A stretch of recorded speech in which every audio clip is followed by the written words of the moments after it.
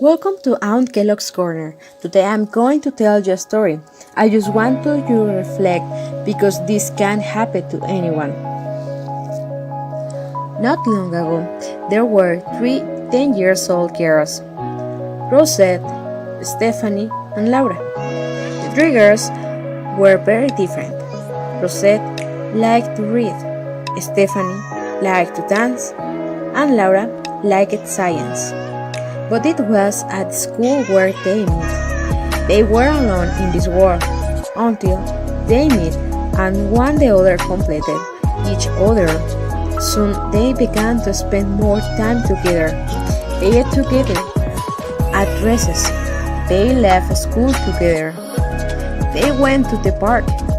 They went out to the movies. They played in the arcade. Their favorite place was a cliff. Where they could see the city, they were always together, to such an extent that they decided to share a star-shaped keyring. When they couldn't, they be together, they used it, and they no longer felt alone. One day, after going for ice cream, walking back home, Rosette jokingly hit Stephanie. She couldn't take the blow and threw her ice cream. Then the smiles turned faces of anger and disgust.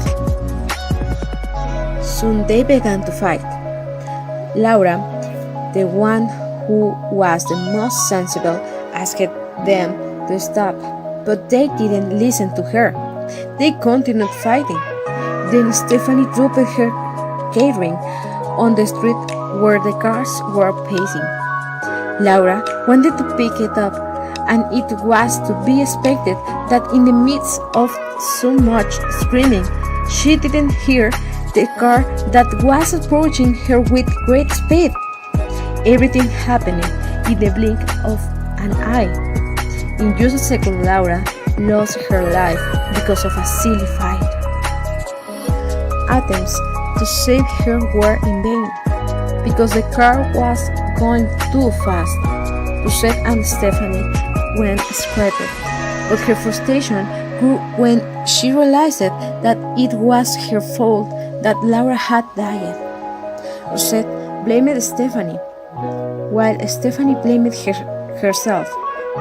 They stopped talking to each other for 15 long years, only to find themselves in her last year of college. Then, after so many years, Stephanie left a note for Rosette asking her to go to the cliff to talk.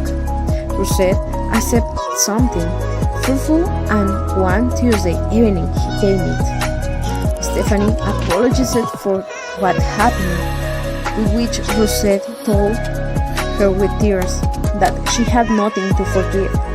It is true that at first she blamed her, but she knew deep down in her heart that it was her fault. But years cried, hugged each other, and soon noticed a very bright light. It was Laura, who, with a smile, she thanked them for counseling. She told them she couldn't, as if she wasn't sure they were okay. So she hugged them.